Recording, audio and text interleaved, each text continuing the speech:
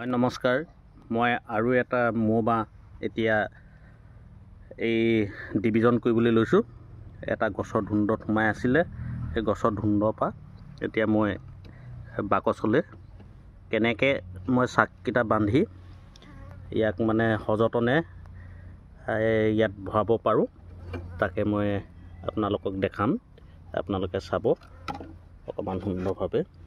এইটো সকলো বাকচ মই সাজু কৰি লৈছোঁ আৰু এই সাজু কৰা এই বস্তুকেইটা মই দেখাই লৈছোঁ আপোনালোকক। এখন চুৰি কটাৰী লাগিব আৰু বাকচটো লাগিব আৰু এনেকৈ কলৰ মানে কল খোৱা ৰছী লাগিব। এইটো হৈ গ'ল মুখ্য বাঁহটো।